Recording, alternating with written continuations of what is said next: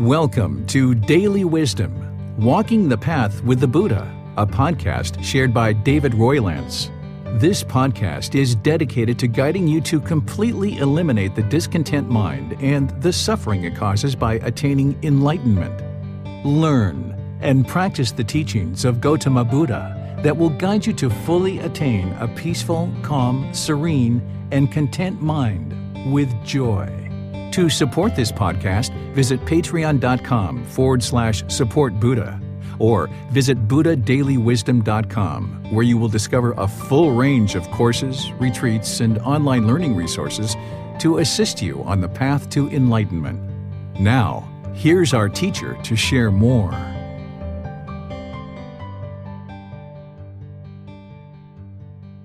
Sawadee Kap. Hello and welcome to Daily Wisdom, Walking the Path with the Buddha. Today is our group learning program, and we're studying in this book, Developing a Life Practice, The Path That Leads to Enlightenment. We're over 3 months into our program at this point. We're almost in 4-month mark. We're in chapter 10 of this book, and this chapter is titled, What is Merit? I've been sharing all kinds of different teachings with you on the path to enlightenment, helping to build up your wisdom about how to move the mind to this enlightened mental state where it's peaceful, calm, serene, and content with joy. As part of that progression, you've been learning things like, what is enlightenment? You've been learning about the Four Noble Truths, which includes the 3 universal truths, to understand the problem, the cause of the problem, the elimination, and the path forward. You learned the Eightfold Path, which is the path to enlightenment, and how to dial in each one of those factors more and more within your life practice to include meditation. And as you develop that Eightfold Path and implement it in your life practice more and more, you'll see the condition of the mind gradually improve. You learned about the middle way, which is helping to bring the mind to the middle with that more calmness and peacefulness. You learned about the 5 precepts, these significant decisions that we make that can produce unwholesome Kamma if we make unwise decisions. But if we make wise decisions, then we can experience improved results and wholesome results. I even taught you the 3 poisons, or the 3 unwholesome roots, the 3 fires. And then last week, we explored the natural law of Kamma, of cause and effect, or action and result. And now we're moving into chapter 10, which is what is merit. This is going to help you to understand a certain practice that you need to develop, which is generosity. And then I'm going to help you understand practicing generosity and producing merit and what these 2 things are. Because as you've heard me teach along through this program, you've heard me talk about craving, desire, attachment as the cause of discontentedness, and breathing mindfulness meditation is what's helping to antidote that.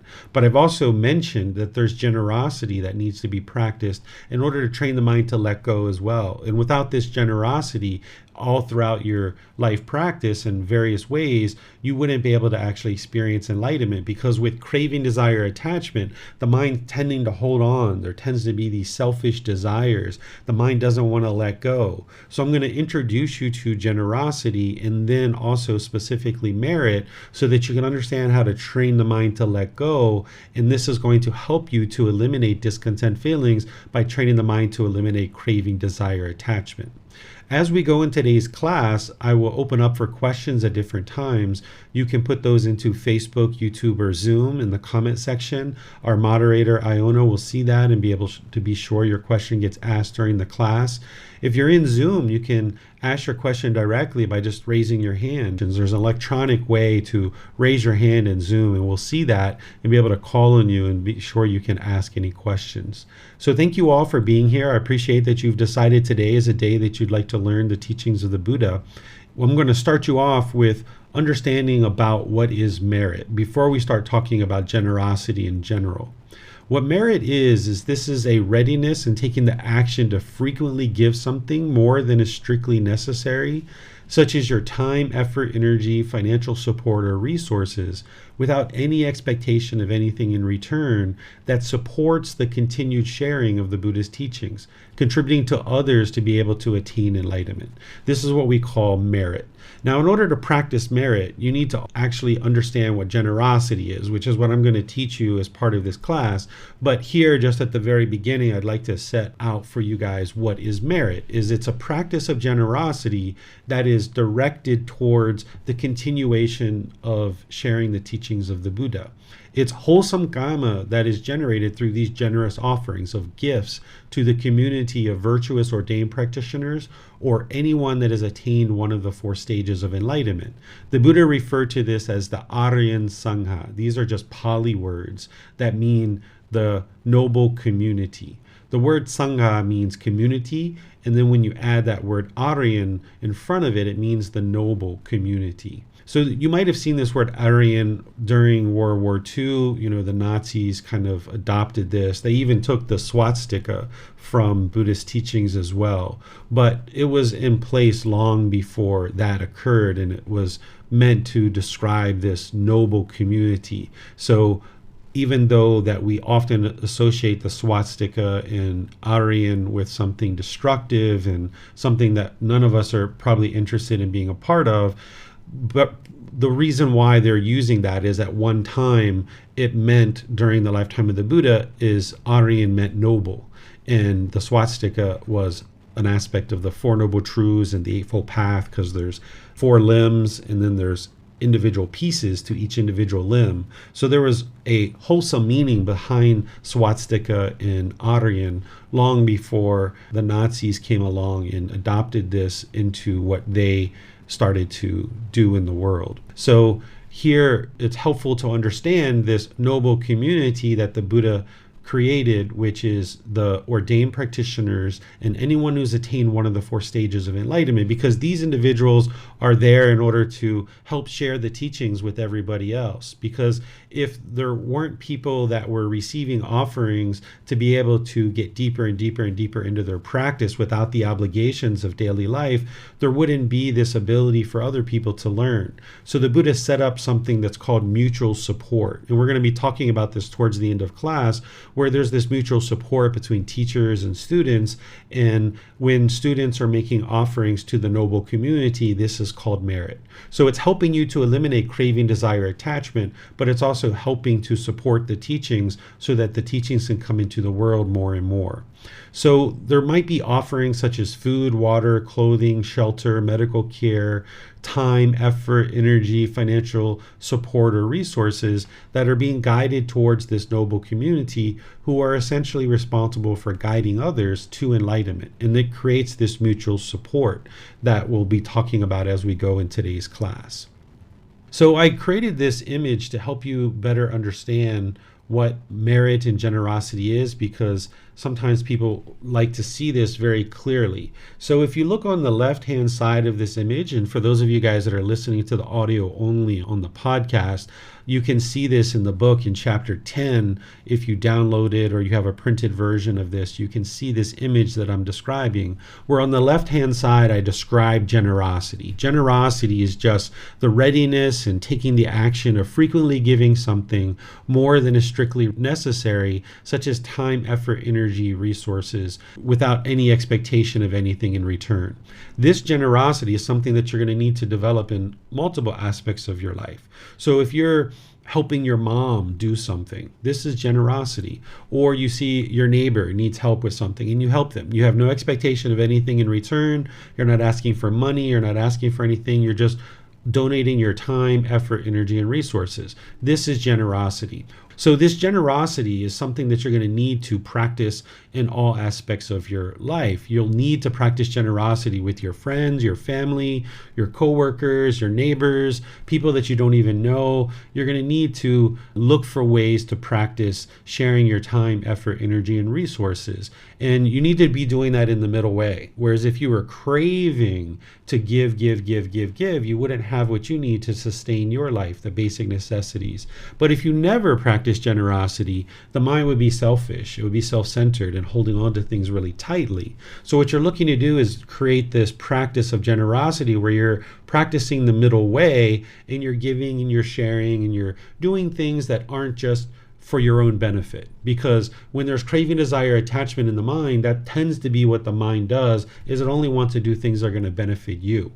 And what you're trying to do in order to train the mind to eliminate craving, desire, attachment, and get closer to this enlightened mental state is you're looking to train the mind to be willing to give and share and let go of always pursuing your selfish desires. So a well-developed practice of generosity in all areas of your life will allow you to do this. Oftentimes I talk about just simple things, like when you're walking into a store and you notice someone's behind you. You might choose to hold the door and let them in. That's generosity. Or if somebody drops something on the floor, you might say, ma'am, you dropped this, or sir, you dropped this. This is yours, or whatever you might do. You didn't have to do that. You weren't required to do that. Or if you see somebody that needs help in the parking lot, pushing a cart or putting their bags in their car, or your neighbor had a trash can that blew trash over the yard, you might choose to help them, right? You're not going to necessarily be able to do that every single time, but you would like to kind of generally create a environment where you're readily able and willing to take the action to practice generosity with all beings. And as you're practicing generosity, then this is helping you to eliminate craving, desire, attachment. And then there's this thing called merit. Merit is the same thing. It's practicing generosity, where you're giving and sharing more than is strictly required without any expectation of anything in return. And you're sharing your time, effort, energy, and resources. But this particular type of generosity, which produces wholesome Kamma that we call merit, it's directed towards the continuation and the continued sharing of Gotama Buddha's teachings. So this image that you're seeing, for those of you guys that are watching this on a video or have video connectivity, is you see at the bottom, you see where I say, okay, practice of generosity. That's what you need to develop in order to train the mind and get closer and closer to enlightenment. Now you ask the question, was this an offering to a teacher to support the continued sharing of the Buddha's teachings, helping others to attain enlightenment? And if the answer is no, then this is generosity.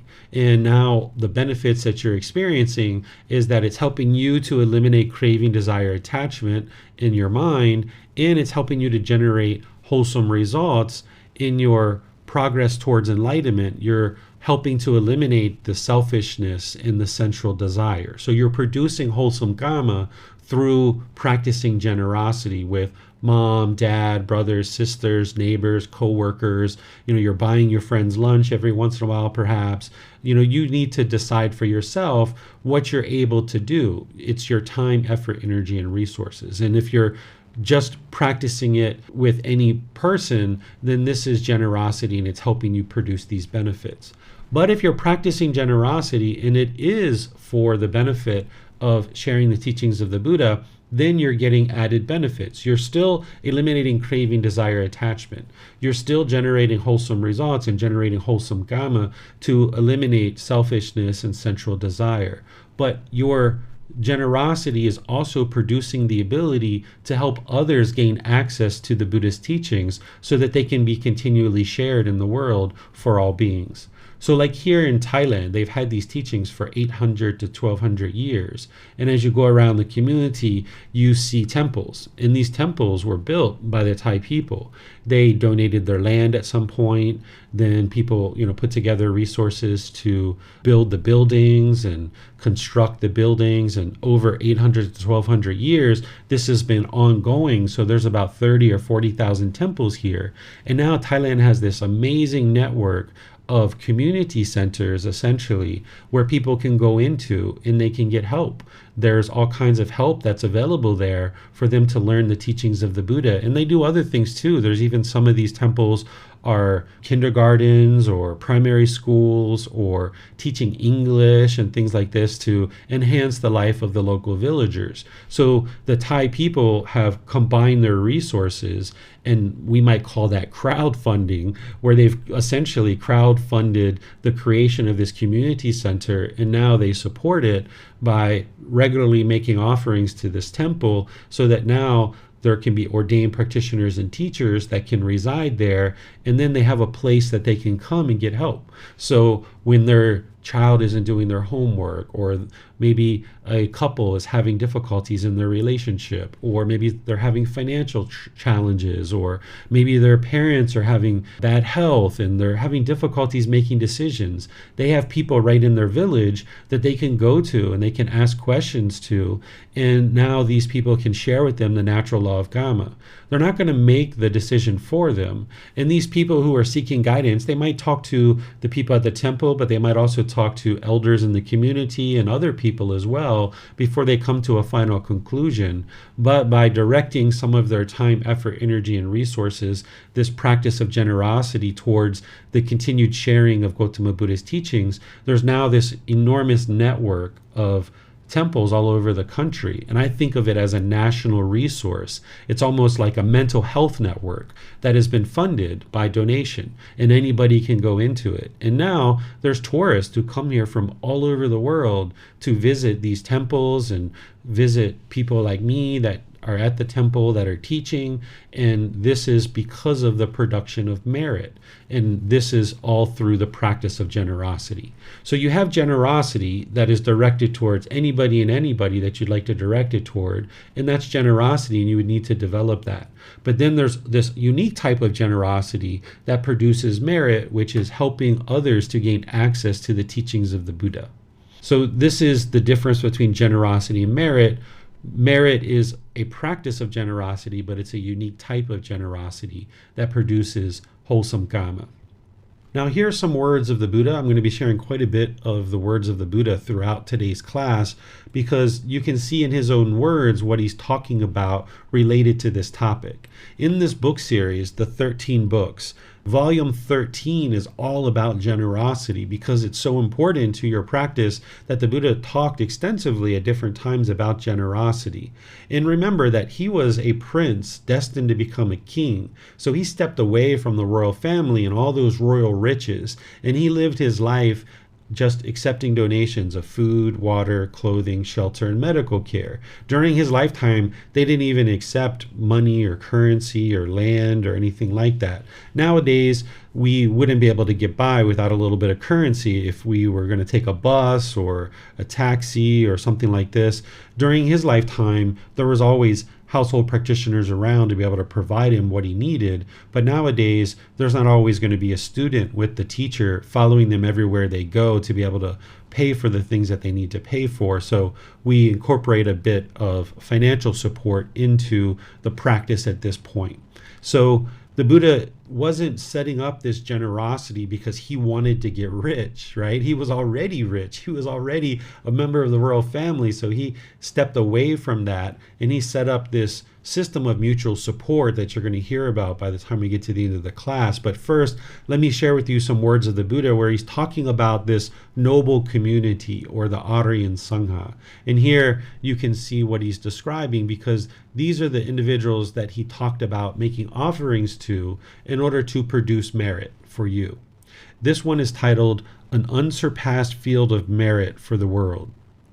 Monks, these 8 persons are worthy of gifts, worthy of hospitality, worthy of offerings, worthy of reverential salutation, an unsurpassed field of merit for the world. What 8? The stream enterer, the one practicing for the realization of the fruit of stream entry. The once returner, the one practicing for the realization of the fruit of once returning. The non-returner, the one practicing for the realization of the fruit of non-returning. The Arahant, the one practicing for the realization of the fruit of Arahantship. These 8 persons, monks, are worthy of gifts, worthy of hospitality, worthy of offerings, worthy of reverential salutation, an unsurpassed field of merit for the world. The 4 practicing the way, the 4 established in the fruit. This is the upright community, composed in wisdom, in virtuous behavior or moral conduct, for people intent on sacrifice, for living beings seeking merit, making merit that ripens in the acquisitions. What is given to the community bears great fruit. So let me help you to understand this. These four individuals that he's talking about, the stream enterer, once returner, non-returner, and arahant. These are the four stages of enlightenment. For someone to get to one of the four stages of enlightenment, they would have had to have a lot of dedication, determination, and diligence, and really develop their practice to a significant extent to be able to move into one of those four stages of enlightenment. The mind is actually enlightened when it gets to arahant, or arahantship. That's the mind is actually enlightened. It's completely eliminated all discontentedness. But even in these other four stages of enlightenment, someone would have cultivated a significant amount of wisdom to be able to get to that. And then the four practicing the way is someone who's very close to being a stream enterer, a once returner, a non-returner, or arahantship. And these individuals are going to have a certain amount of wisdom that's really helpful for everybody. So if you're making offerings to an individual who's in one of these four stages of enlightenment, you would have needed to cultivate enough wisdom to be able to determine that they're in one of the four stages of enlightenment. And when you're making an offering to them, you're coming in contact with them and now have the opportunity to cultivate wisdom and ask them questions. It's not like there's this mystical, magical thing that when you make an offering, miraculously you get some kind of benefit like a genie in a bottle or anything like that. Instead, what it is you're in a situation where you now have the opportunity to cultivate wisdom by asking these people questions. So if you're in contact with a stream enterer, once returner, non-returner, or arahant, or someone who's close to it, you're going to be able to glean the benefit of asking questions and getting wisdom about the path to enlightenment. And the Buddha is saying that because these people have done such a significant amount of work in order to get to these stages, this is why he's saying that these people are worthy of gifts, worthy of hospitality, worthy of offerings, worthy of reverential salutations. And this is an unsurpassed field of merit for the world, because as you support individuals in these four stages of enlightenment or close to it, then the wisdom of the teachings of the Buddha can permeate into a community more and more. It can fill up the community with more and more wisdom. Whereas if people weren't supporting these individuals, then the wisdom wouldn't come into the community. And now he says here in these two paragraphs, he says the four practicing the way, the four established in the fruit. This is the upright community, composed in wisdom and virtuous behavior. Because during the lifetime of the Buddha, there were multiple teachers who were claiming that it was their teachings that led to enlightenment. But a Buddha knows that they've gotten to enlightenment, and they know it's their teachings that lead to enlightenment, even though other people might be teaching certain teachings. It's a Buddha's teachings that lead to enlightenment. And that's why we still are talking about his teachings and not these other teachers that existed during that lifetime, because their teachings didn't lead to enlightenment.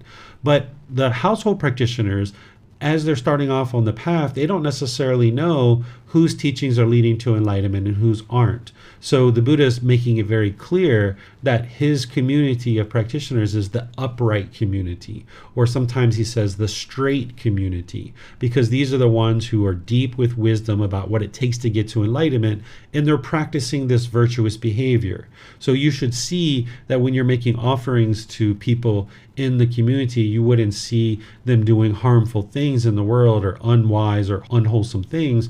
You would like to make offerings to people who are virtuous. And when he talks about making offerings to people, not only is he describing it here, but you'll see other descriptions as well, where he typically will preface it with virtuous ordained practitioners or virtuous teachers.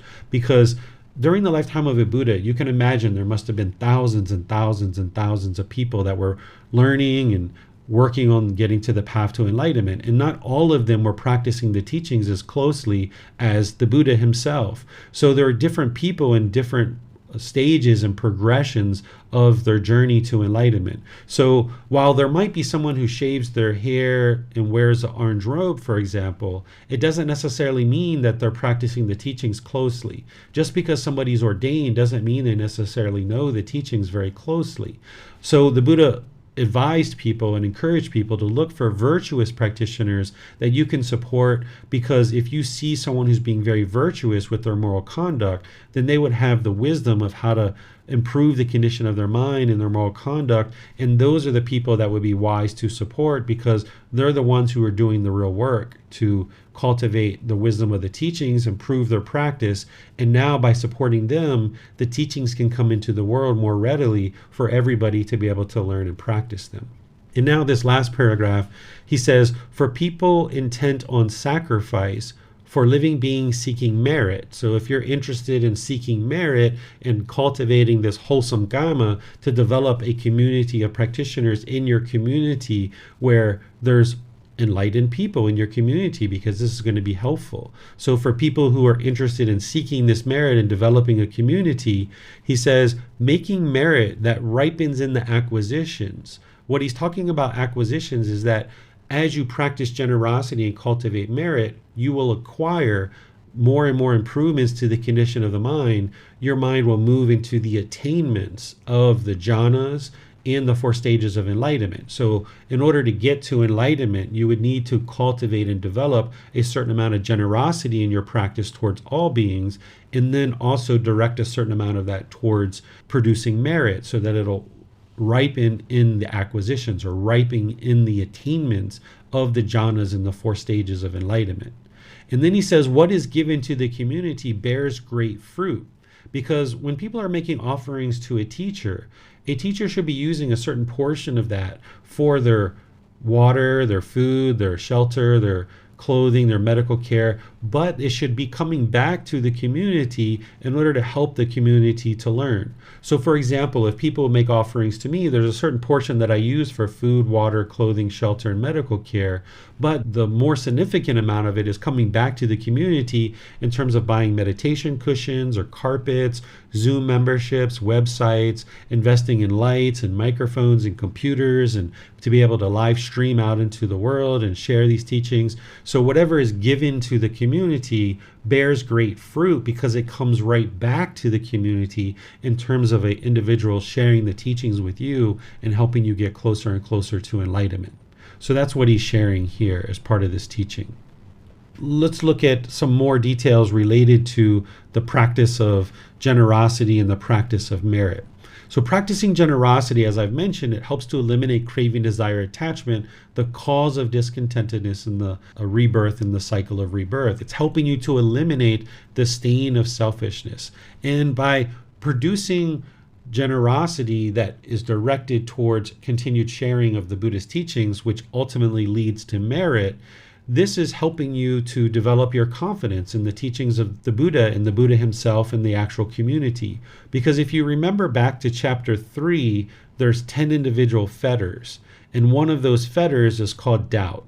What doubt is that by the time you get to enlightenment, you will need to have eliminated any doubt about the teachings and their ability to attain enlightenment. And the way that you do that is through investigating his teachings, to learn them, to then independently reflect on them and verify them that they're true. And then you practice the teachings and transform your mind, and you see the condition of your mind gradually improving. And as you do this, you start eliminating your doubt. You don't eliminate doubt through belief. That's not how you eliminate it. You eliminate it through investigating the teachings, to learn them independently, verify them through reflection, and then you practice them to transform your mind. And this helps you to build confidence in the Buddha, the teachings, the community, your teacher who shared the teachings with you, and your own ability to attain enlightenment. So if you've gotten to a point, or as you're getting to a point where you're starting to erode your doubt and you have no doubt that these teachings are indeed leading to an improved condition of your mind, one of the things that you might decide is like, hey, I would like to have these teachings be available for other people, that you're getting these teachings for the benefit of your improvement of your life, because for 2,500 years since the lifetime of the Buddha, people have been gradually making offerings that have created merit and has allowed the teachings to continue in the world. And these teachings have reached you. And now that they're reaching you and they're benefiting you, and if you see that and you're starting to remove the doubt, and you know that, yes, these teachings are indeed leading to an improved life and improved condition of mind, you might decide to now practice generosity to produce merit and allow other people to get access to these teachings for the next 5 years, 10 years, 20 years, 100 years. These teachings can be shared in the world. So by you deciding to practice merit, it's helping you to confirm that you don't have doubt that, yes, these teachings are indeed helpful, and I would like to contribute to helping other people to get benefit of these teachings. Today, we might call this paying it forward. So for 2,500 years, people have been paying it forward. As they learn the teachings of the Buddha and it's benefiting them, they've been paying it forward for 2,500 years. And now the teachings are reaching you. As you benefit from them, you might decide to then pay it forward for other people to benefit from it. Now, there's some places in the Buddhist world and the Buddhist community that will teach you that when you make an offering to produce merit, now people will do some kind of ceremony or some kind of rite or ritual and say that you can transfer your merit to other people. And this isn't true. The Buddha never taught this. If you look at his teachings closely, you can see that it's just not possible to transfer your good deeds and the things that you've created to other people. Because if you understand merit, that the benefit of merit is to help a practitioner to be able to eliminate craving, desire, attachment. And that's the real benefit of providing generous offerings to the noble community, is that, yes, it's helping the continuation of the teachings of the Buddha, but it's helping your mind to eliminate craving, desire, attachment. You can't transfer that benefit to a dead relative or somebody who's still alive today. But because of belief and people having made changes to the teachings of the Buddha over 2,500 years now, there's people that will do this little ceremony with a little bowl and a little urn of water, and they will pour out this water, and they say they're now transferring their merit to somebody else, typically dead relatives or sometimes somebody who's still alive. But I'm sharing with you that it's not possible, because if you remember back to last week's class about the natural law of Kamma, the Buddha says you're the owner of your Kamma, the heir of your Kamma. Whatever you do, wholesome or unwholesome, you are its heirs, meaning only you can produce wholesome Kamma for yourself. Well, producing merit, it's wholesome Kamma that you're producing. The only benefit that's going to somebody else when you are practicing merit and developing merit is that you're making it available for other people to get access to the teachings. But you don't need a ceremony of pouring a little bit of water in order for that to occur. It's just occurring naturally by you practicing generosity that produces merit, now directing your time, effort, energy, and resources towards that. It's going to help people to learn and practice these teachings. So let me pause here before I go into some more words about merit and offerings and things like this. I have some words of the Buddha to share with you guys. Let me see if you have any questions on what I've shared so far. You can put this into Facebook, YouTube, or Zoom, or you can raise your hand in Zoom and ask any questions that you like. There are currently no questions, sir. However, there is a comment on Zoom from Alaxo. They said a single act of kindness is more powerful than a million prayers or mantras. Yeah, the Buddha never taught prayers or mantras, and as you're choosing to be generous, or this act of kindness, like you're saying, Alasko, this is helping you to produce the wholesome qualities of practicing generosity and eliminating selfishness. So, I agree with what you're sharing, but just be sure you understand that the Buddha didn't teach to do prayers or mantras for any beneficial purpose, other than during his lifetime, they did chanting in order to remember the teachings. That's how they committed them to their memory, because the Buddha taught orally. So they used chanting once every 2 weeks. They would chant in order to commit the discourses to memory. But nowadays, 2,500 years after his death, people have picked up some of the chanting and they think that it has mystical, magical powers, but it really doesn't. It was just used during the lifetime of the Buddha to commit the teachings to memory. And nowadays, we do chanting for developing mindfulness and concentration, awareness of breath, easing the mind into meditation, and really getting the most benefit out of the meditation itself. So let's look at making offerings. As you might decide that you would like to make offerings, the Buddha gives guidance on this and how one should practice in order to make offerings. So here he talks about 3 factors that should be present for the donor, the person who's choosing to make the offering, and then 3 factors for the recipient, the person who's receiving an offering. So if you're planning to make an offering to an individual or a temple or a teacher or a Dane practitioner or what have you, the Buddha shares that the donor should be joyful before giving. And then when you're giving, the mind should be calm and confident in the act of giving. And then when you're making an offering, after the offering has been made, then the mind should be joyful. And here he's talking to a female because a female asked him this question. So he's using the pronoun she, but you could also put he in here as well. So essentially what the Buddha is getting to is that you shouldn't have remorse that, oh my goodness, I didn't give enough, I should have gave more.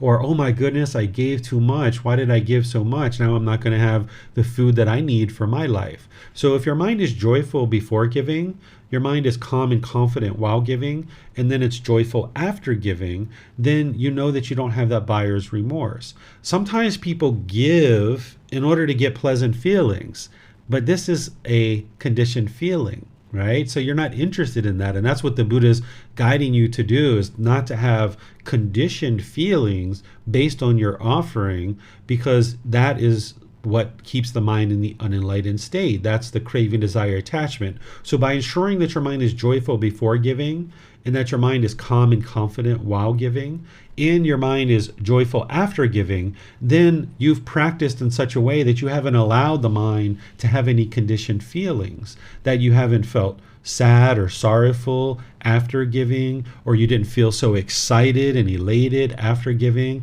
that you just remained joyful and you remained calm and confident. And this is what the enlightened mind is going to be experiencing, and this is what you should aim to do as you're choosing to make any offering. And then in terms of the individuals that you might choose to make an offering to, the Buddha shares that the recipient should be free of craving or practicing for the removal of craving. And you should be able to start learning how to identify craving. So if you're noticing that somebody is having a lot of craving, then they're also going to have this next one, which is a lot of anger. There's going to be a certain amount of anger or frustration or irritation and annoyance in the mind. And then all of this is happening because of the ignorance. This is the three poisons, the three unwholesome roots: craving, anger, and ignorance. And if you're seeing somebody longing and yearning, expecting you to make offerings or requiring you to make offerings, this is craving, desire, attachment. And the Buddha is saying this person isn't necessarily the wisest person for you to make offerings to, because they're not practicing the teachings in the way that he taught. And then if you see this anger, this hatred, this ill will, the frustration, the irritation, annoyance, then this isn't the wisest person to make offerings to either, because they're not practicing the teachings very closely. And all of this is coming from this unknowing of true reality, or this confusion. So here the Buddha is helping you to see the types of individuals to make offerings to. And you shouldn't judge people, you shouldn't look down on them, or you shouldn't look up to them, because remember, your mind should be calm and confident and joyful while you're giving and afterwards. But you can just look and you can observe. Like, I've been to temples before where I've taken students on a tour, and I've seen ordained practitioners smoking cigarettes and hitting dogs and gambling and things like this. And if you're providing support to those individuals, you're supporting those cigarettes, right? You're supporting that gambling. So the Buddha is advising you in other parts of his teachings as well to practice giving and sharing and producing this merit by giving to individuals who are dedicated to the path, that they're determined and diligent, either free of craving, anger, and ignorance, or practicing to remove craving, anger, and ignorance. And you can just observe this sometimes by just being around certain environments. Again, you're not judging those people. So when I saw those ordained practitioners smoking or hitting animals or gambling, I didn't judge them. I didn't look down on them. I didn't think of them as bad people. I just understood that that's where they are in their practice right now. And it wouldn't be wise for someone to necessarily make an offering to that individual. So you can make decisions wisely without actually judging others. Now, there's something called the way of practice that is something that is really helpful for you to understand in order to move the mind closer and closer to enlightenment. You're starting to perhaps understand the Four Noble Truths and the Eightfold Path and the Five Precepts and all these other things. Well, the Buddha laid out his teachings in different ways to help you be able to remember them, understand them, and then apply them in life. And he has something that's called the way of practice. This is essentially on a day-to-day basis what is an individual practitioner doing in order to move to enlightenment? And of course, you guys have heard me talk about reading 15, 20 minutes a day, meditating 2 or 3 times a day, building up your practice. Now we're talking about generosity and some other things. And as part of these teachings, you've learned about a certain amount of wisdom, moral conduct, and mental discipline. Well, now you can actually boil this down into something very simple. It's like, what should I be doing on a daily basis in order to move my mind to enlightenment? Because some of these teachings, they're bigger and they're broader and they're at a higher level. And sometimes you like to just boil it down to what can I do today to move the mind to enlightenment? And that's where the way of practice comes in. And it's called generosity, moral conduct, and meditation. Well, you're starting to understand a little bit about generosity, and here I've included the definition for you in more elaborate terms, that it's this readiness and taking the action to frequently give something more than is strictly necessary, such as time, effort, energy, financial support, or resources, without any expectation of anything in return. It's a practice of giving and helping others as part of an ongoing comprehensive life practice. Here, we're not talking about merit. Merit, you would need generosity, but generosity is just generosity in general. Merit is a specific type of generosity. So here, a person is giving and sharing and helping others. This action is helping you to develop and cultivate a more caring and compassionate mind as you choose to consistently give and share throughout your life to eliminate selfishness. Generosity is eliminating craving, desire, attachment in the mind.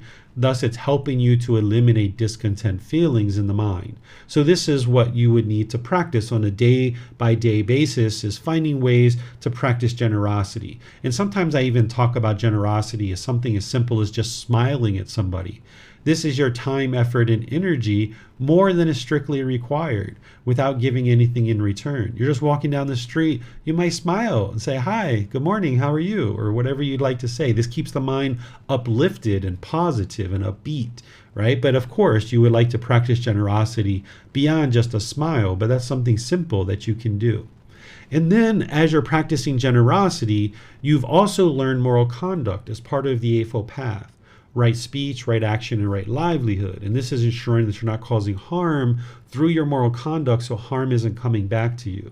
So by maintaining this virtuous behavior, where you're maintaining and acting upon higher principles of proper conduct, it's helping to ensure you're not causing harm to others. Because as long as you're out in the world being harsh and aggressive or hostile or slandering people or lying, having frivolous speech, and maybe causing bodily harm through killing or stealing or sexual misconduct or causing harm through your livelihood, you're going to find it very challenging to get to this peaceful and joyful mental state, because you're putting out more and more harm, and that harm's continuing to come back to you.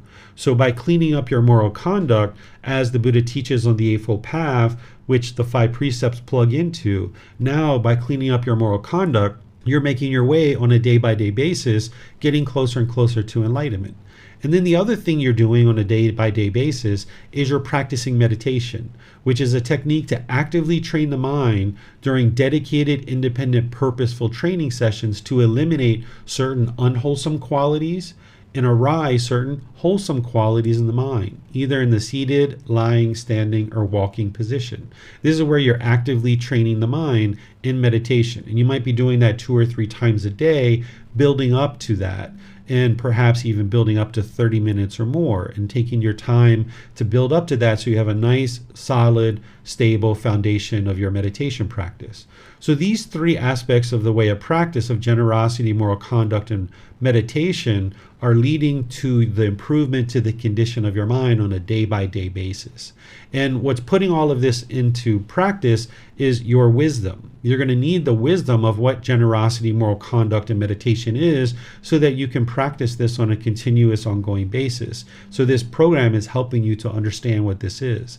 In your generosity that you're directing towards the continuation of the teachings of the Buddha that produces merit, that's what's helping you to develop that wisdom. Without that offerings to produce merit, we wouldn't have the understanding of what the moral conduct is. We wouldn't have the understanding of the meditation if nobody was practicing generosity. Then what we would end up seeing is we would end up seeing teachers that have courses and retreats and classes, and there would be a fee for these things. And it would be very challenging for people to get to enlightenment because the teacher isn't practicing generosity in that situation because they're asking for money to learn their teachings.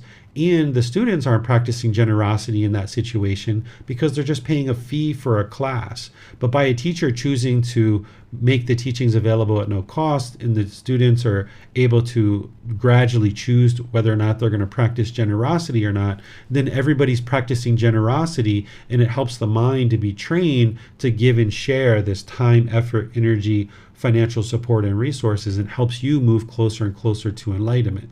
But this way of practice of generosity, moral conduct, and meditation is generosity in any direction that you would like to practice that. And then the moral conduct is what you're doing on a daily basis, as well as the meditation itself. And then the Buddha describes some more things along the lines of practicing generosity to help you understand the benefits of this. So I'm going to share with you multiple words of the Buddha where you can see what he's describing as generosity and merit and so forth.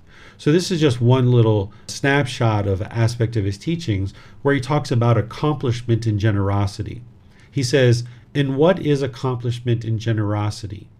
Here, a noble disciple resides at home with a mind free from the stain of selfishness, freely generous, open-handed, joyful in letting go, devoted to charity, joyful in giving and sharing. This is called accomplishment in generosity." So a noble disciple is an individual who's deeply practicing the teachings. During the lifetime of the Buddha, there was a caste system that was in place. And if you were born into a rich, wealthy family, it was thought that you were essentially a good person. And if you were born into a low family, it was thought that this is a low family, they're lacking wealth, they're lacking resources, and now you're in this low position in society. And things were pretty much locked. And when the Buddha stepped away from the royal family, which was a noble family, right? They're very rich, very wealthy. He was teaching people that it's not about what family you're born into, about whether you're noble or not noble. Instead, what makes you noble or not noble is your conduct and the way that you conduct yourself in the world. So he referred to all of his students as noble disciples. And this is the reason why when you see a monk wear a robe, they will expose their right shoulder, because during the lifetime of the Buddha, the nobility in the community would wear clothing and expose their right shoulder. Us commoners who were working in the fields and things like this, we would just wear any old clothes and rags that we could put on our body to go out and work and be in the fields. But the noble people would walk around with an exposed shoulder, and everybody would know that they're in the upper class. So the Buddha had all of his students expose their shoulder. Even if you were born into a family that lacked wealth and you became a student of the Buddha, right away you walked around with a robe that exposed your shoulder, because he considered anybody who was on the path to enlightenment and deeply dedicated and diligent to learning the teachings that lead to enlightenment as a noble disciple, because you're dedicated to learning and practicing and moving the mind to this enlightened mental state where you're no longer causing harm in the world, but instead you're out there practicing and training your mind, and you're willing to do that work and work through those difficulties and struggles to ensure that you're not causing harm to others. So we refer to all of his students as noble disciples who were deeply and dedicated to practicing the teachings. So here he's explaining to reside at home free from this stain of selfishness, being willing to freely give and share, being devoted to giving and sharing, and being joyful in that giving and sharing, being joyful in letting go, no longer holding on. So if you're finding that you hold on to your clothes and like you can't even fathom somebody else ever wearing your clothes, this is something that you should probably do, is share your clothes. Or if you can't even fathom somebody coming and living in your home for like 2 or 3 days or 5 days, like a family member or something, that's something that you should probably do, is let somebody come over and stay at your house. Or if you have a computer or a mobile phone or a pair of shoes or a car or something like this that you're holding on to really tightly, by you sharing it and allowing other people to use this, this will help your mind to let go, so that you're no longer having craving, desire, attachment. Therefore, you're going to get discontent. when you see your shoes have a little scuff mark. Maybe you get angry or frustrated. Or maybe you come home and things aren't exactly in the right place that you want them to be in. Maybe you're angry or frustrated when you see that. Or maybe you see a problem with your clothing. You see a little string or a thread or a hole in your clothing. If you get frustrated or annoyed by that, these are all because of craving, desire, attachment. So as you're giving and sharing these things, including your financial resources and your material possessions and things like this, and you're developing generosity, this is training your mind to let go and to no longer hold on to things tightly. This is one of the most impactful teachings that I've read around the practice of generosity that the Buddha shares. And as I mentioned, the entire last book, volume 13, has a complete collection of some of the most important teachings around generosity that the Buddha shares. But this one was one of the most impactful ones that I ever came across. So I'd like to share it with you, and I'll read it.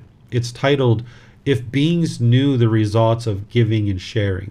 He says, "Monks, if beings knew, as I know, the results of giving and sharing, they would not eat without having given, nor would the stain of selfishness obsess them and take root in their minds. Even if it were their last bite, their last mouthful, they would not eat without having shared it, if there were someone to share it with. But because beings do not know, as I know, the results of giving and sharing, they eat without having given, and the stain of selfishness obsesses them and takes root in their mind." So what he's talking about here about the results of giving and sharing is he's talking about enlightenment itself. That if you understood what enlightenment is and what you're experiencing in that enlightened mental state, what he's saying is people would not eat a meal without having given something and shared it if there was somebody to share it with. Even if it was your last bite, your last mouthful, you would not eat without having shared it if you understood the results of giving and sharing. Because the Buddha talks about how he practiced generosity in his last life, but he also talks about generosity in all of his previous lives and how he was very generous in his previous lives. And that's what ultimately led to his ability to getting to enlightenment in his last life as an actual Buddha. Because you see the challenges that it takes in order to get to enlightenment with an actual teacher. But if you can imagine being a Buddha and doing this on your own, it takes a lot of work, it takes a lot of wisdom, and it's quite a bit of a challenge. And he describes that part of what allowed him to be able to do this, a very significant part of what allowed him to be able to get to enlightenment on his own as a Buddha, was the fact that he was generous in his previous lives and in his last life. And if you can think about generosity, he dedicated the last 45 years of his life, which is more than 50% of his life, to giving and sharing the teachings that help people to get to enlightenment. So he was practicing generosity even as an enlightened being, and as a Buddha, he was giving and sharing all throughout his life. So what he's saying is, if you understood the peace, the calm, the serenity, the contentedness and joy that you experience in the enlightened mental state, you would not eat without having given. Even if it was your last bite, your last mouthful, if there was somebody to share it with, you will have shared it. But because people don't know what that enlightened mental state is, they allow this stain of selfishness to obsess the mind and take root in the mind.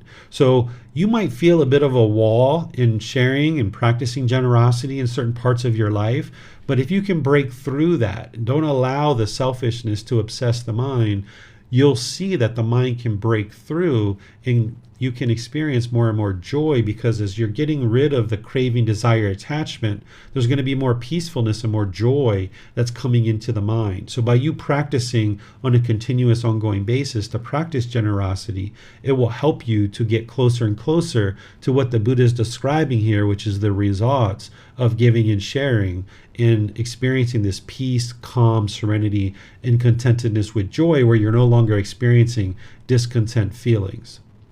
Here's another one where he talks about the 5 benefits of giving, and I'll share this one with you as well. He says, "Monks, there are these 5 benefits of giving."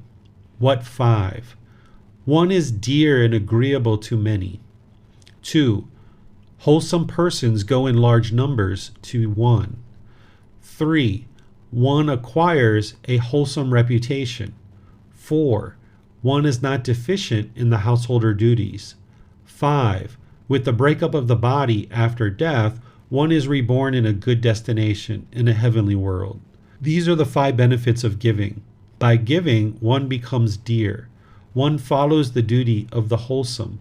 The wholesome mentally disciplined monks always go in large numbers to one. They teach one the teachings that dispels all discontentedness, having understood which, the taintless one here attains nibbana, or enlightenment. So let me walk you through and help you understand what he's describing here. Well, the first part of this is pretty straightforward. He's describing the benefits of what you'll experience as a result of giving and sharing. When you give and share, you're practicing generosity. You shouldn't have any expectation of anything in return. But a wise practitioner, understanding the natural law of Kamma, there is going to be benefits that come back to you.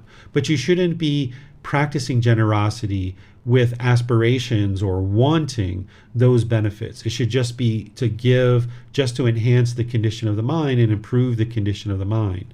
But you will come to understand that your practice of generosity is producing these benefits, because when you start seeing these benefits happen in your life, then you'll be able to attribute it to your practice of generosity. So being aware of these benefits versus making offerings in order to get these benefits are two different things. You would like to be aware of these benefits, not making offerings in order to get these things, because that's not pure generosity.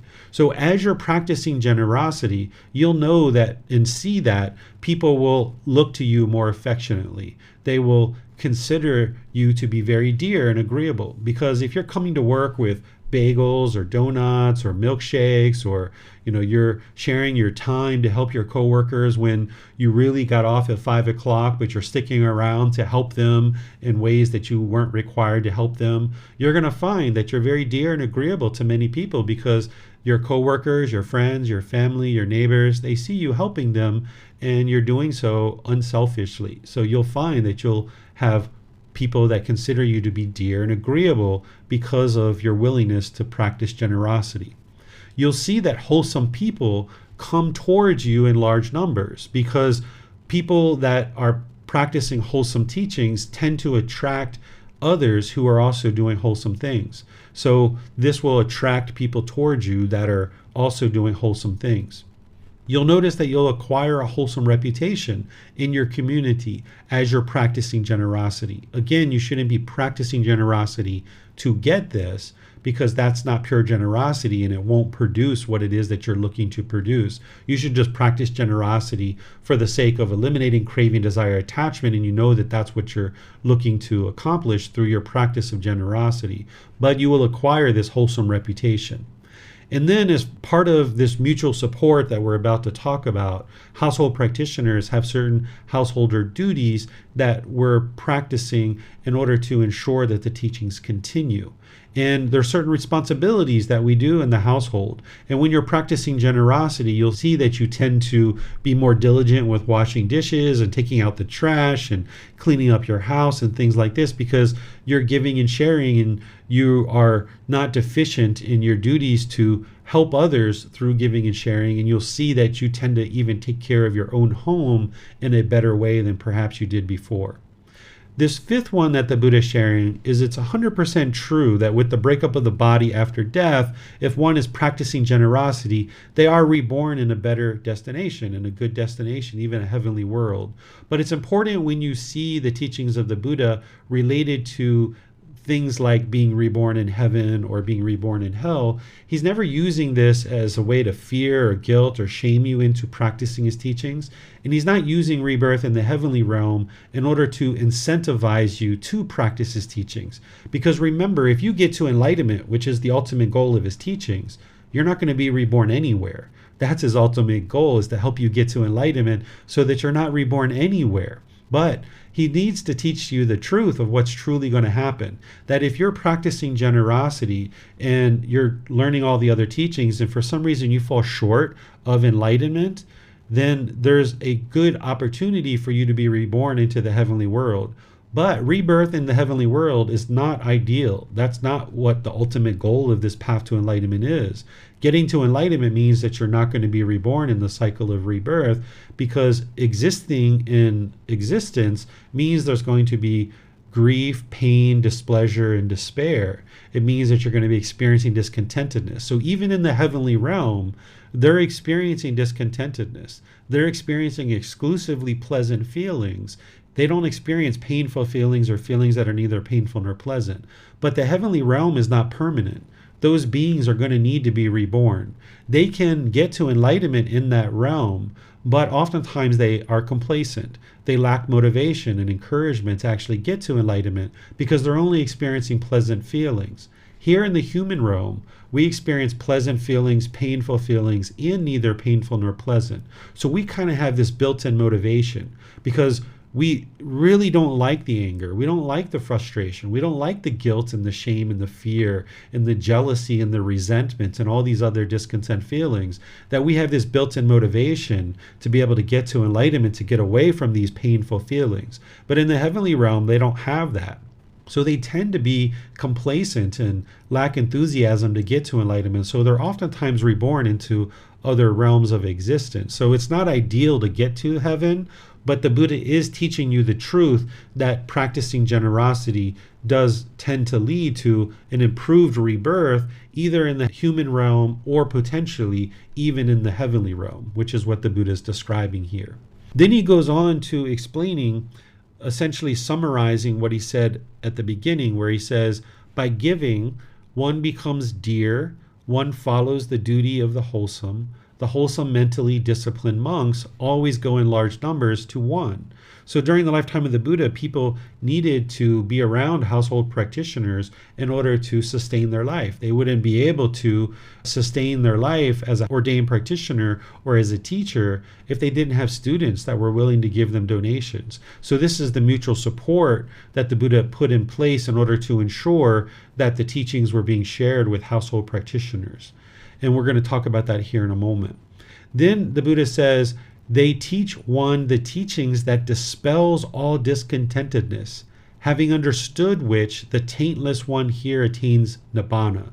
So essentially what he's describing is that by practicing generosity, you'll be in the presence of teachers that can share the teachings with you. You can gain the wisdom. You can eliminate the 10 fetters. That's what it means to be the taintless one, the one who's eliminated the pollutions of mind, which is the 10 fetters. So the taintless one who's eliminated the 10 fetters attains enlightenment. That's how you attain enlightenment, is by eliminating the 10 fetters. But you wouldn't be able to do that if you didn't have the wisdom of what those are and how to practice, and you weren't able to practice generosity in order to produce merit.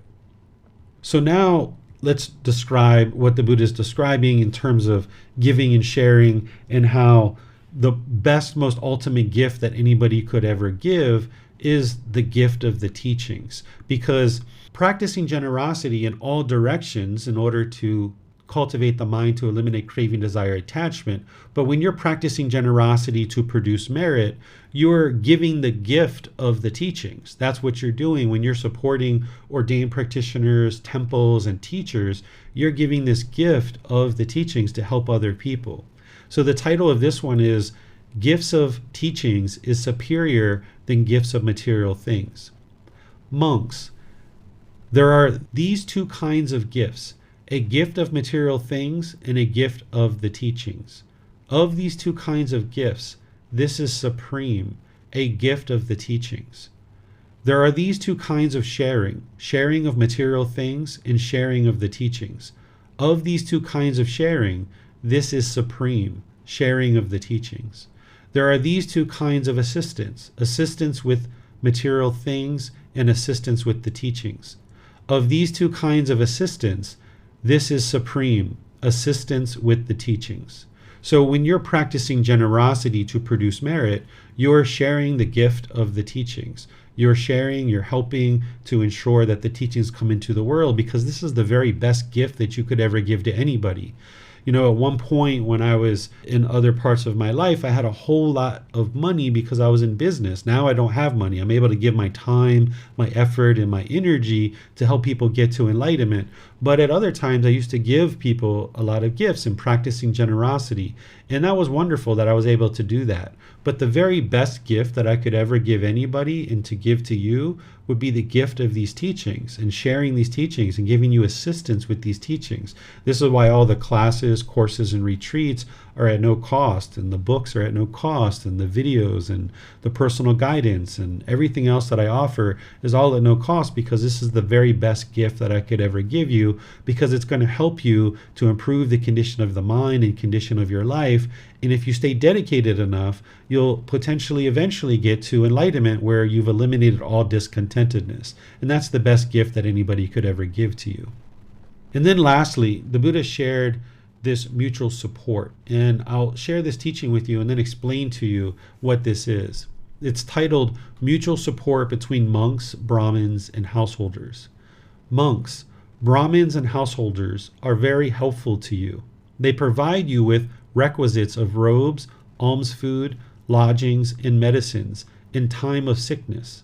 And you, monks, are very helpful to Brahmins and householders as you teach them the teachings that are good in the beginning, the middle, and the end, with the correct meaning and wording, and you proclaim the spiritual life in its fulfillment, in complete purity. Thus, monks, this spiritual life is lived with mutual support for the purpose of crossing the flood and making a complete end of discontentedness. So that's the ultimate goal of the teachings of the Buddha, and he reiterates that in multiple places, that the goal of his teachings is to end discontentedness, completely eliminate it from the mind. That's what the enlightened mental state is.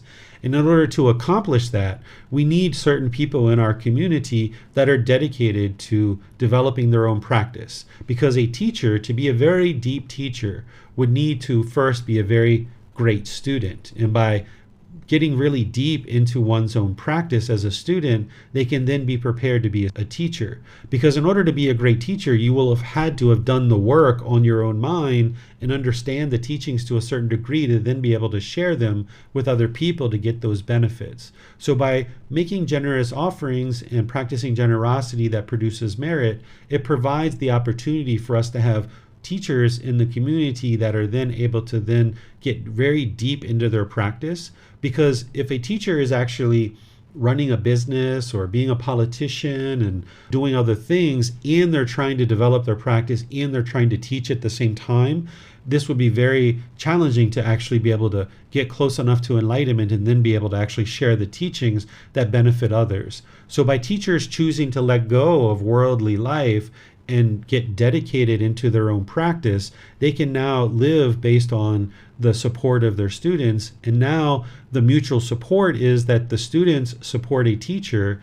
And now as the teacher gets deeper and deeper into their practice, potentially either enlightened or very close to it, now they're able to offer those teachings back to their students and give them the wisdom. Because the students are helping to support that teacher, there's this mutual support where the students are now providing support for the teacher, and the teacher is providing support back by sharing the teachings with the students. And the Buddha envisioned this wisely during his lifetime so that there was this connectivity between students and teachers. Because if the ordained practitioners were able to cook and make food and buy their own clothes and get the supplies that they needed themselves, they would have no need to come around household practitioners and actually share the teachings with them. They could just get to enlightenment. They could be living in that peaceful, calm, serene, and content mind with joy and just go off into the forest and just live this wonderful life without ever coming in contact with any household practitioners.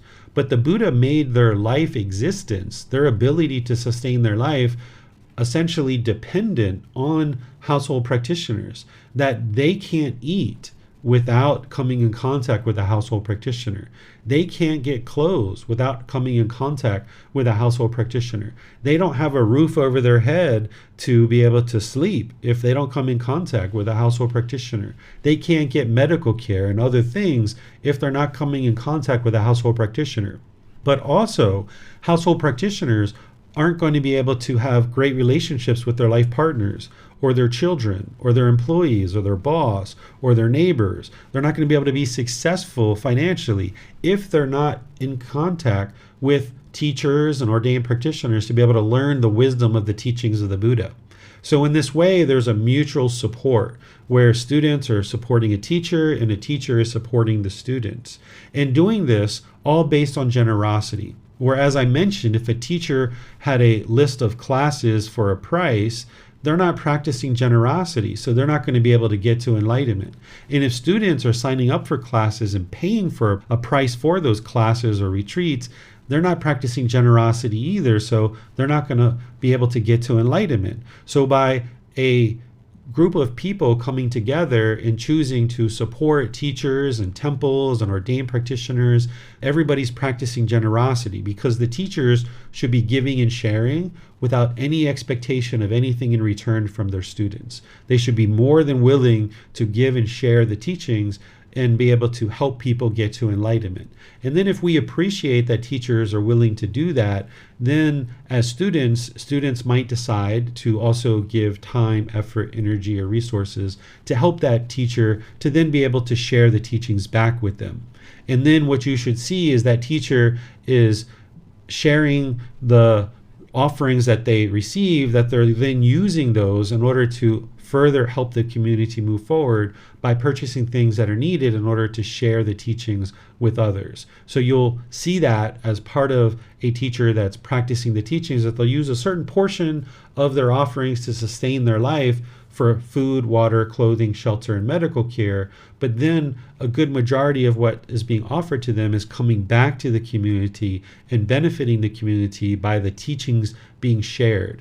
You should be getting free books and free access to classes and courses and retreats. You should see that there's meditation cushions and carpets and microphones and projectors and computers and the ability for this person to now share the teachings because they have the resources they need to be able to do that. So while a teacher is sharing their teachings for free, it's not free to share their teachings. They need to be able to have a certain amount of resources to be able to share their teachings with others. And where that support comes from is their students. And their students are choosing on their own at whatever time they might decide or not to then support what is being shared with them. And then that teacher is then able to share without any expectation of anything in return, whether someone makes them an offering or not. They're able to share teachings with anybody and everybody in the world.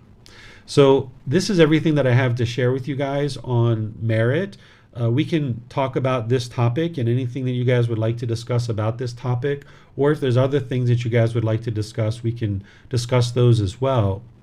You can ask questions by putting it into Facebook, YouTube, or Zoom, or in Zoom you can raise your hand electronically and ask any questions that you like. There doesn't appear to be any. Oh, sorry. Marcy's raised her hand, so. Sawadee Cup. Hello, Teacher David. Thank you, Iona. Teacher David, so I have set up to where I make a monthly donation automatically. Is that making it automatically take away from the joy you feel before, the joy of giving, and the joy of after? I mean, I consciously know that every month it comes out, so I, obviously there's no, I'm not having any kind of discontentedness with it, but because I'm not doing that physical act of physically making that payment right then and there, it's just being done automatically. Does that take away from the merit, or is that okay? No, that's fine, because as long as you're conscious that you're making an offering and doing it like that regularly is what the Buddha taught. So if someone was going to give, say, like $300 once a year, versus breaking that up into smaller increments and doing it more frequently, it's wiser to make offerings more frequently, because the mind is then needing to let go more frequently. Whereas if you were to just make one big offering per year, you're only training the mind to let go once a year. Whereas if somebody's regularly making an offering continuously, it trains the mind to let go more readily. So you have generosity in general to be practicing with everybody. And then if you have a certain thing that you would like to offer to temples or teachers or ordained practitioners, you can do that too. And doing that on a continuous basis in smaller increments is actually better than doing like one big large one. And being conscious that you're doing it is what's helping the mind to be trained to let go. Thank you, Teacher David. You're welcome. It feels like Christine also has her hand raised, teacher. Hello, Teacher David. Thank you for this class. And I have a question on the feelings before and after giving, because no matter if it's generosity to anybody or if it's merit, I often experience that before I give and after I give, I have the same thing. I'm constantly asking myself with regards to how this other person might feel about how much I give, if I'm giving too much or too little. I cannot even find what's adequate. And often this goes on for weeks before I can decide on how much to give or what kind of gift to make. But not because I don't want to give, but because I'm always imagining the other person getting resentful that it's not enough or not adequate or not the right thing. And this really is keeping me from being more generous on a spontaneous daily basis, I think. And I don't really know where it's coming from and what to do with that. Okay, I'll help you with that.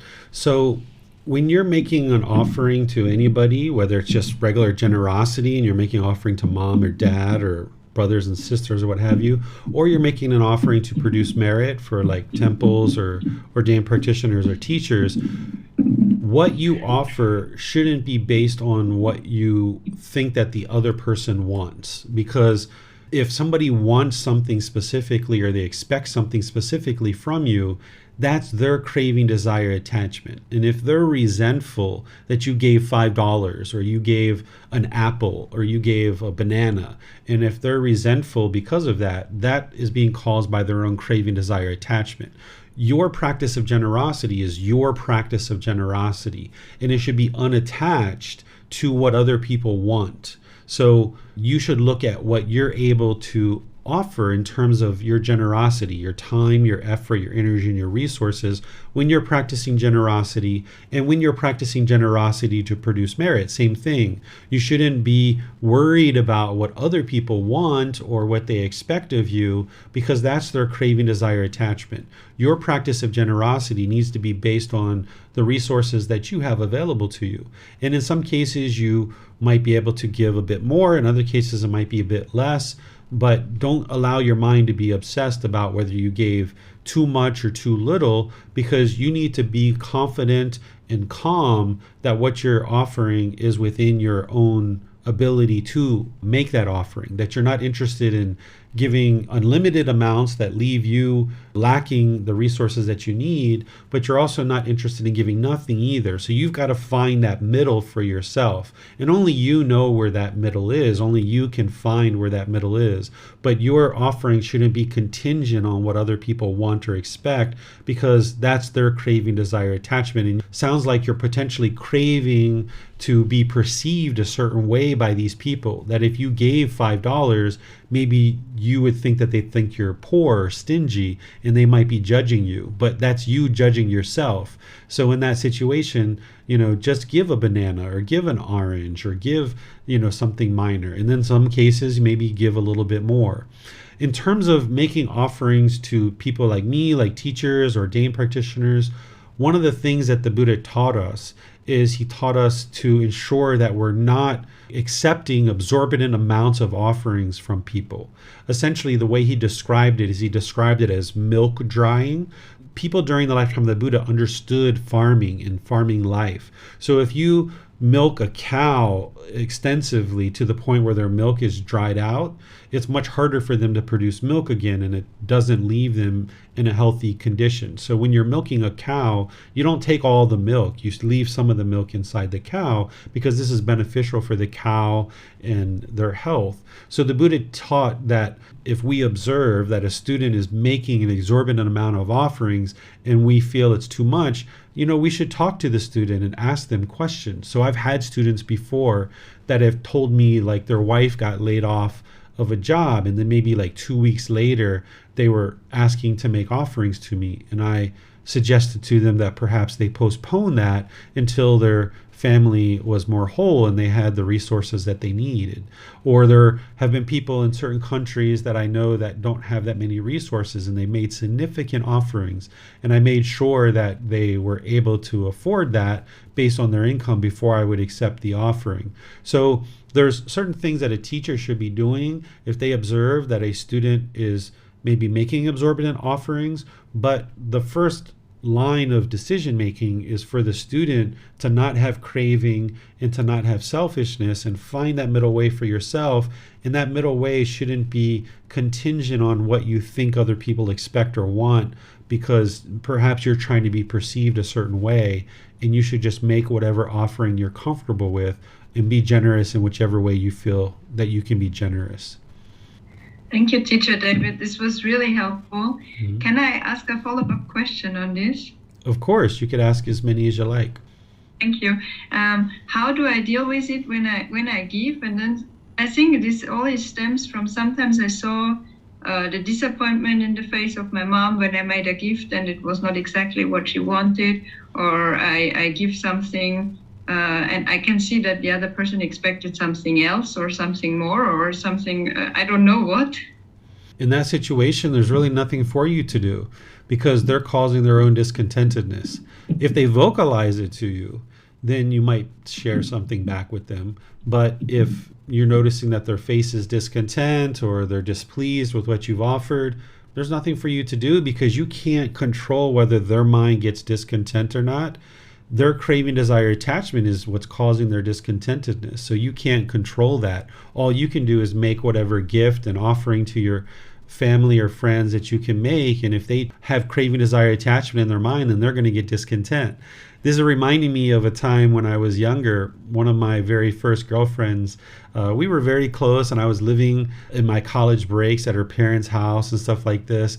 And, I gave her different gifts at different times, but for one reason or another, I just noticed that she really enjoyed making waffles. So for one Christmas, I bought her a waffle maker, and I gave her a waffle maker. I thought this was like a great gift. I was like, she enjoys making waffles and she makes different recipes, and here you go, here's her waffle maker. Well, she got really angry at me. She got really discontent that I gave her this waffle maker. She thought it was an inappropriate gift. So she had a certain craving in her mind for something specific, and she got really angry at me. She started vocalizing her anger. And what I just shared with her is I thought, hey, I gave you a gift. I practice generosity. I didn't use those words necessarily, but, I just gave you this gift because I thought it was something you would really enjoy. And that was what I thought was thoughtful and caring and kind. But of course, she didn't think of it that way. The relationship continued on from there, it ultimately ended at some point. But, this is what can happen, that, in your mind, you would like to give a certain gift. The certain person has expectations or wants or cravings, but you didn't cause that person to be discontent. You didn't cause them to experience that discontentedness. They caused it themselves. They're not seeing that, hey, this is a person that practiced pure generosity. So connecting this story, my wife, who we've been together with 15 years now, her birthday was this week, or perhaps last week. No, it was this week. And I got her a bunch of granola because she likes putting granola into her yogurt. And it's really hard to find here in Thailand, and it's actually a little bit expensive to be able to buy it. So I bought her 4 bags of granola, and she was like, oh, such a great gift, where probably in the past, if I would have given that to the same person that I gave the waffle maker to, they might have been discontent with that. So if somebody's mind doesn't have craving, desire, attachment, where they understand like, hey, this is a person that's practicing generosity, I shouldn't have expectations of what I want from this person. I should just be appreciative of whatever gift they give me.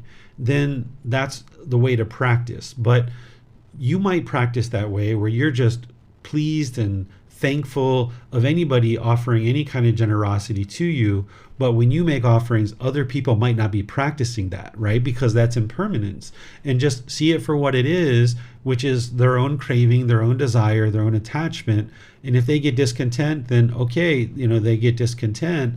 If they vocalize it to you and there's a conversation that you can have, and you can show them that you've made this gift because you thought it was kind and generous and thoughtful, and this is what you're able to provide, and you apologize and you're sorry that they're discontent, but you're not causing that discontentedness, it might help you to help mom to understand a bit about craving, desire, attachment.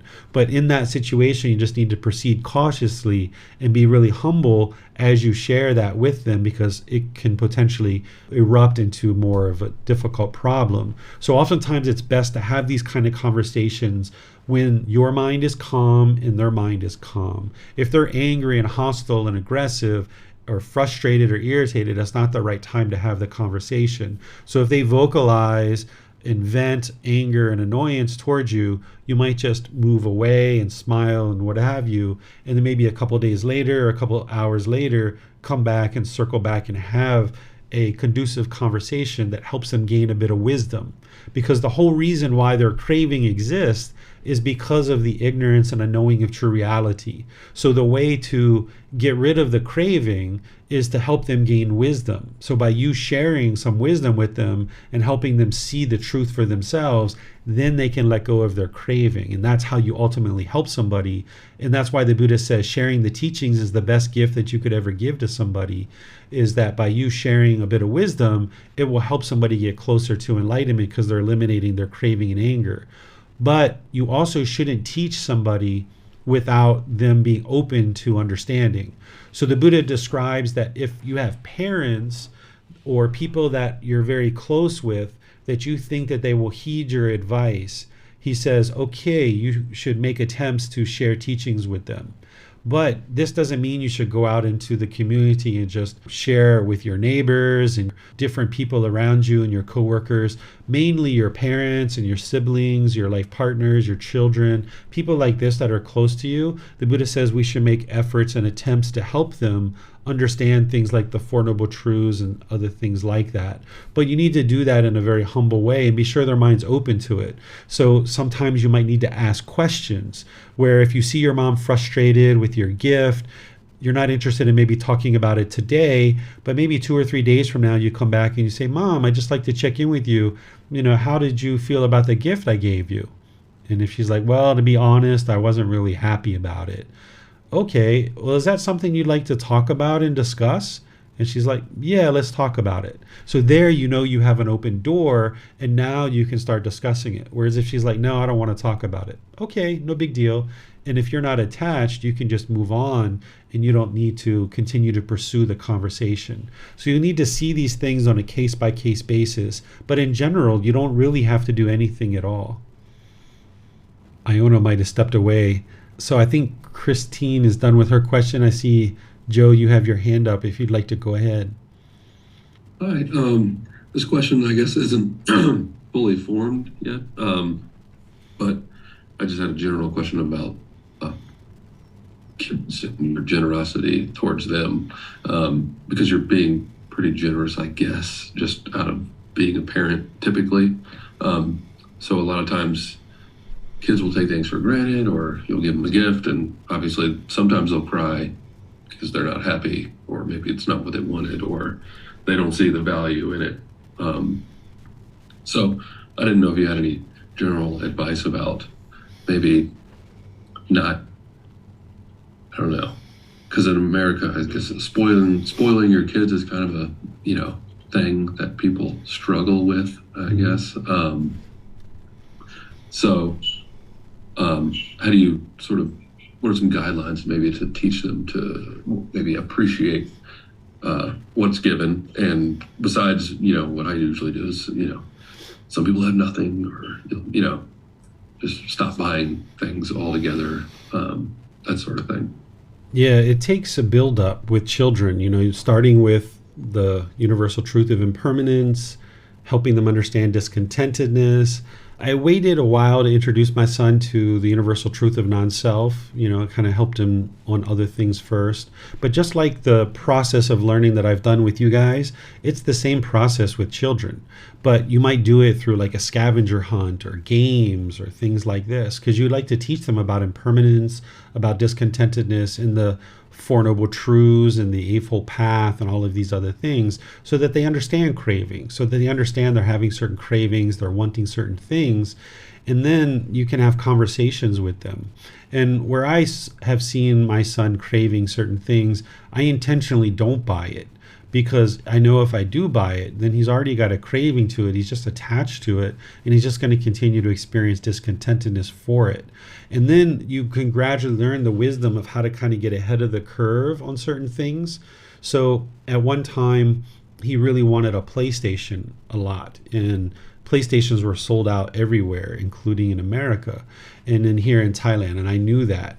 And I also didn't have the money to buy him a PlayStation, because I live on donations of the students, and I wasn't going to use the students' donations to buy him a PlayStation. So I let him know that, like, hey, Dad's not going to be able to buy you a PlayStation. If you would like to get this PlayStation, you're going to have to find another way to get it. And as we started talking about it, we remembered about this gold chain that I had bought him when I was in business before, and I suggested to him that he sell his gold chain in order to get his PlayStation, if that's what he'd like to do, because he'd be able to afford it with that. So ultimately, over a number of weeks and months, he decided that's what he was going to do, is sell this gold chain and get the money to buy the PlayStation. But I knew he was attached to this PlayStation before he had ever bought it, and if we bought the PlayStation, he was just going to continue to be attached to it. So what I ended up doing is there were different times where I would say, hey, you got that money now from your gold chain, would you like to go to the mall and try to get your PlayStation? He's like, yeah, let's do that. So we would get in the car and we would be headed out. I'll have a couple different errands to run, and I would kind of make things orchestrated in such a way that we didn't have enough time to go to the mall. And even though he went out the door in the morning thinking that we were going to the mall, by way of the nature of how things happened, we got to a point in our day where I was like, hey, we can't go to the mall today. We're not going to be able to go check the PlayStation. And I would kind of observe his mind. Did he get frustrated? Did he get disgruntled? Did he get irritated? Because if he did, then I know there's craving there. And of course, yeah, he did. He got disgruntled. He got upset. He got frustrated. But I knew that that was part of the process of helping him get rid of the craving. That if I just would have went to the mall, it's not going to satisfy and eliminate the craving. So we did that a few more times, and we went out, and then I noticed that he got to the point where even though we canceled going to the mall, he didn't get discontent. So then maybe on like the third or fourth visit, we actually went to the mall. And now when we went to the mall, I already knew that they were sold out. He didn't know this, but I knew that all the stores were sold out because I'd already called around to check, and they were all sold out. So as we walked through the mall, the different vendors had signs still at the front of their store that they were selling the PlayStation. And as we walked through the mall, I would be like, hey, look, they got a sign that says the PlayStation. I'm trying to like make him excited. I'm trying to see if I can arise that craving in his mind. And he's like, oh, let's go check, Dad. And I'm like, oh, you go check. Because now he has to walk all the way into the store. He has to find an employee. He has to talk to them. He has to find out if they have the PlayStation. And then when they say, no, we don't have it, if he has a craving and they say no, he's going to get painful feelings. And I'm not trying to give him painful feelings. His mind is doing it itself if he has craving. But we made a walk in the mall on 2 or 3 different occasions where he might have checked 3, 4, 5 different stores. And he kept hearing, no, we don't have it. No, we don't have it. No, we don't have it. So each time if he walked in with craving, then he had to get rid of some of his craving each time. Whereas if I would have walked in with him and I would have asked the questions, then he's not doing as much work to get rid of the craving. So I set it up where I did multiple things like this. And then eventually I realized that he was no longer asking about the PlayStation, because there was a certain time where he would ask, hey, can we go to the mall and check to see if they have this? Where he eventually got to the point where he had let it go. Even though he had this money, he was no longer asking for the PlayStation. Well, then I had a feeling that there might be the PlayStation being restocked. So I decided to ask him if he would like to go look for the PlayStation, because he was interested in it and there's certain skills that he can gain from that. So we went to the mall and he had his money and there was a store that had it and he was able to purchase it. So when he purchased it, I could see that he wasn't craving it, because when it was purchased, I asked him if he would like to come back and pick it up. And he's like, no, that's okay. You can pick it up. It's going to be a week or so before it comes in. They have to order it from Bangkok to bring it to us. So you go pick it up. So I could see that his mind was letting it go and had let it go. So if you know that your child has certain cravings where they want certain gifts, it's not always the best idea to purchase it for them. Oftentimes you can do these things ahead of it in order to ensure that they don't have the craving. And then they still might get that gift later on, but you've done and helped them do the work so that they can let go of their craving before you actually end up purchasing it for them. And this would be ideal. So you can do things like, say your child wants an ice cream. My son at one time when he was 6 or 7, he was in the habit of getting an ice cream every time we go to the mall. So I would do things where we would go to the mall and we would eat, and then we would be done. And he'd be like, all right, Dad, let's go get an ice cream. And I'd say, okay, let's go.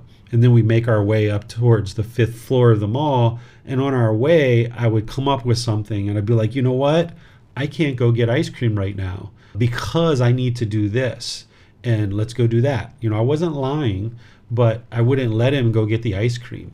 And he would get angry sometimes, and he would get frustrated. He would talk a little bit bad sometimes. And I had to do that 3, 4, 5, 6, 8 times before his mind would finally let it go, and he would no longer get disgruntled or discontent when we would say we're going to get ice cream and then he wouldn't get it. And then when I noticed that he wouldn't get discontent, then I started getting him ice cream again at the mall. But it wasn't every single time that we went. So where you see your kids having craving, you can do things like this to help them. It's always best to teach them up front about the universal truth of impermanence, discontentedness, the Four Noble Truths, so they have that wisdom on board, and then you're right there with them to walk them through and help them see that yes, indeed, it is their craving that's leading to the painful feelings. It's not me that I didn't buy you the ice cream. That's not what's causing your anger, your frustration. It's your craving. And now you can let that go and your mind can be peaceful and joyful. So you'll need to work with them and learn how to skillfully do that on a case-by-case basis in each situation that you see they're challenged with certain cravings. Okay. Yeah, and I guess I could use that advice on myself too, because sometimes, I guess the technique I'll use is I'll put something in the cart if I'm shopping online and just sort of leave it there and let it sit, or it might be a day or a week or whatever, and eventually I'll either get it or I won't, but it helps. Yeah, that's a perfect thing, because if you have craving, the mind's going to want it right now. Hurry up and give it to me right now. Whereas if you realize okay, I need a new pair of shoes, but I don't need it right now. So you can do things where you go into the store, you look around, you leave, maybe you come back a week or two later, and then you end up buying the shoes because you still potentially need the item, but you'd like to be sure that there's not craving in the mind. And this is where you use your mindfulness to be observant of the mind and try to determine if there's craving there or not.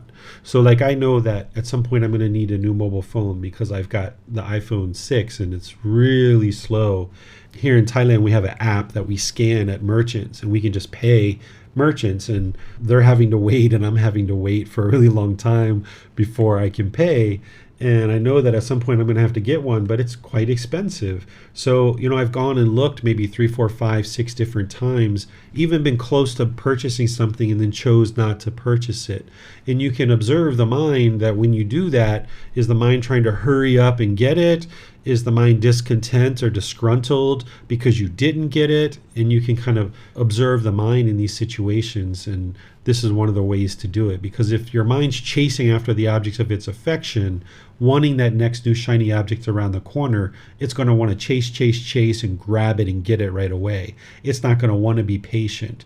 So what you just described is an excellent way to test the mind and observe it. And you can do that in a real world store where you're going into a store and looking at something and walking away from it.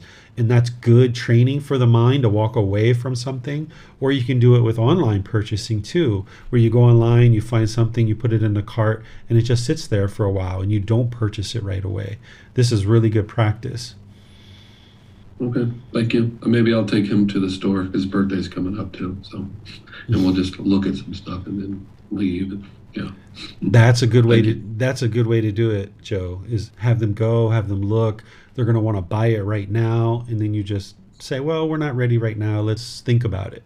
And you teach them how to look at something, how to investigate a product, but it doesn't mean we need to buy it right now. We can walk away and think about this.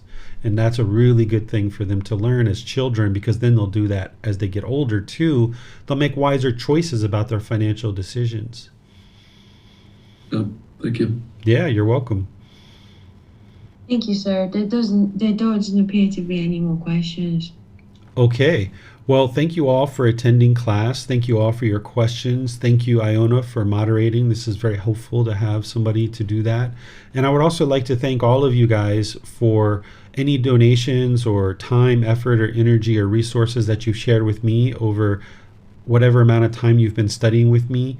I make an effort that when somebody makes an offering to me, that I thank them right away. And I also do a monthly post where I'm thanking all the students who've been making offerings.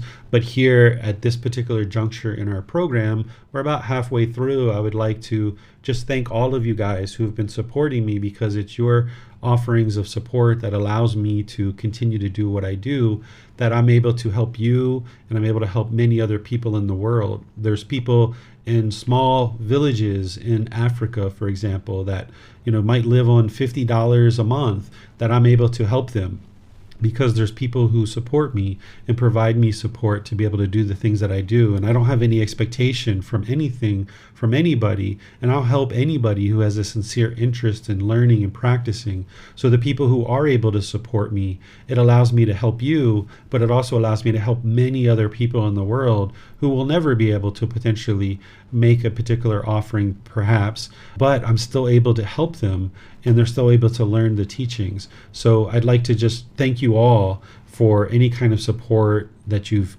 made generous offerings to me in order to produce merit.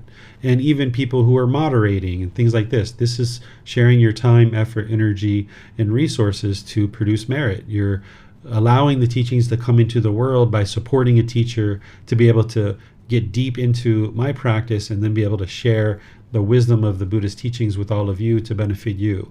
And in this way, our community has this mutual support, where there's a teacher who's sharing teachings without expectation, without wanting anything in return from you, and having no expectations of you. And then you're able to practice generosity to ensure that your teacher has the things that I need in order to sustain my life. So thank you all for your offerings and your support. Next week, we're going to be in chapter 11, which is titled Meditation, Developing Your Practice. Here, I'm going to go through all the details of developing a meditation practice. We're going to talk about all 4 types of meditation. We're going to talk about all 4 positions of meditation. We're going to talk about all the different facets of meditation and how to develop your practice. I did a little bit of this when I was teaching the 4-part series on breathing mindfulness meditation and loving kindness meditation. But now what you'll see in chapter 11 is it goes into a whole lot of detail about all the different aspects of meditation. So this is about halfway through the program, an opportunity for you to really understand meditation inside and out, backwards and forwards, because you'll need a certain amount of meditation to be able to train the mind and move it closer to this enlightened mental state. And then on Wednesday, we're going to be doing the breathing mindfulness meditation together. Last Wednesday, we did loving kindness meditation together. This Wednesday, we're going to be doing loving kindness meditation. So you can attend live or you can attend on the replays. This is an opportunity for us to encourage, support, and motivate each other in our meditation practice, and give you an opportunity to ask any and all questions that you'd like about the path to enlightenment. So thank you all for attending. Thank you for your focus and your concentration in deciding that today is a day that you'd like to learn the teachings of the Buddha. We'll see you guys in a future class. Have a very lovely and wonderful rest of your day. Sawadee-ka. Thank you for listening to this podcast. To provide support for this podcast, visit patreon.com/support Buddha. To access more teachings, visit buddhadailywisdom.com. There, you will discover a full range of courses, retreats, and online resources to assist you on the path to enlightenment. Remember, to establish a daily, consistent meditation practice, along with learning and practicing these teachings. A well-developed meditation practice is the foundation in which to train the mind to attain enlightenment.